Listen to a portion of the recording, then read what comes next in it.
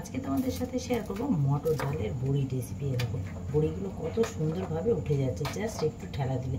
দেখো বাজারে যে বড়িগুলো আমরা কিনে আনি মটর ডালে সেটা কিন্তু অনেক বড় বড় আর ফোলা ফোলা থাকে, কারণ সেগুলো মেশিনে তৈরি হয়, আর এটা তো হাতের তৈরি, তো তাই এরকম। কিন্তু খুব ভালো হয়েছে বড়িগুলো।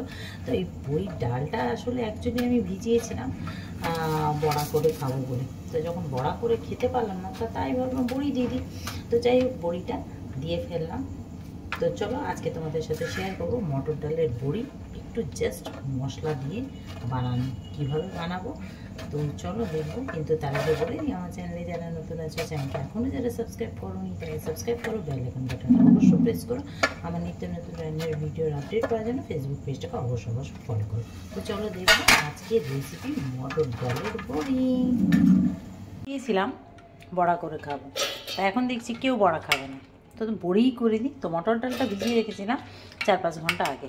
তো কিছুটা আদা আর কিছুটা কাঁচা লঙ্কা দিয়ে দিচ্ছি, যাতে যখনই মটর ডালের তরকারি করবে না তাহলে মশলা বেশি না দিলেও চলবে।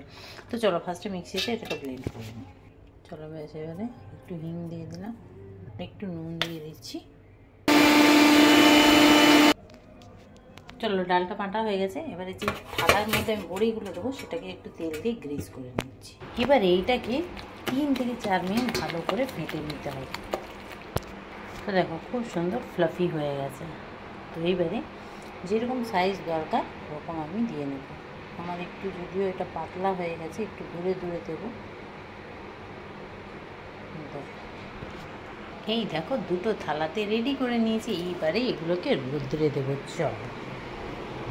চলো ছাদে আর দিলাম না, এইখানেই দিলাম। এখানে প্রচুর রোদ্দুর, এখানে শুকিয়ে। তো এই দেখো এখানে নিচে দিয়ে দিলাম, এখানে যা রোদ্দুর আছে শুকিয়ে যাবে। এখন এটা শুকনো হতে 3-4 দিন লাগবে। এইরকম রোদ্দুর থাকলে 3-4 দিন লাগবে। বড়ি দিয়েছিলাম, তোমরা দেখেছো। এরকম আমার মটর ডালের বড়ি একদম রেডি। কিছুটা আমি তুলেছিলাম, দেখছিলাম ট্রাই করে করে তুলে হচ্ছে কিনা। তো 2 দিনে শুকিয়ে গেছে। আমার ব্যালকনিতে যা রোদ্দুর না, ছাদে আমার যাবারই দরকার নেই। দেখো একটু এরকম করলে এটা উঠে আসছে কত সুন্দরভাবে, দেখেছো? এরকম ঘরে বানানো বড়ি এইভাবেই হয়। আর আমরা যেটা কিনে খাই না সেটা কিন্তু কেনা, কিন্তু বাট ওগুলো কী বলো তো, মেশিনে তৈরি হয়। আমরা তো এটা তো আমি হাতে তৈরি করেছি, তাই এরকম হয়েছে। বেশি ফোলা ফোলা হয়নি, একটু চ্যাপ্টা ধরনের হয়েছে। আর এটা তো আমি হঠাৎই করেছি, কারণ আমার তো কোনো ঠিক ছিল না আমি বড়ি করব। জাস্ট আমি এটা করেছিলাম, ভিজিয়েছিলাম বড়া করে খাবো, তরকারি করব বলে। তো দেখলাম যখন যে বড়া হয়নি, ফ্রিজে আবার ঢোকাবো ডালটাকে, তাই বড়ি করে নিলাম। তো বড়ি করে নিলে কী হবে, এগুলো বেশ আলু দিয়ে তরকারি করে খেতেও ভালো লাগে। তো যাই হোক আমি এগুলো ছাড়িয়ে নিচ্ছি। এ দেখো খুব সুন্দরভাবে উঠে যাচ্ছে। এই দেখো দেখেছো, জাস্ট একটু ঠেলা দিলেই এ দেখো পুরো উঠে যাচ্ছে। এ দেখো গোটা। তো এই দেখো হয়ে গেছে। এটা আরও 2 দিন একটু রোদ্রে দিতে হবে, দিয়ে কৌটোয় ভরে রেখে দেবো।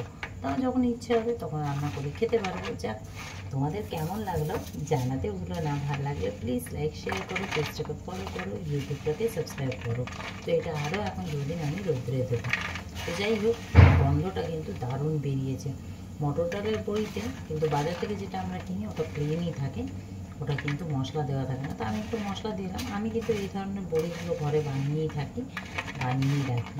তো যাই হোক আজকের জন্য এই পর্যন্ত। আবার আসছি খুব তাড়াতাড়ি নেক্সট ভিডিও নিয়ে। সবাই কিন্তু ভালো থেকো, সুস্থ থেকো, টাটা।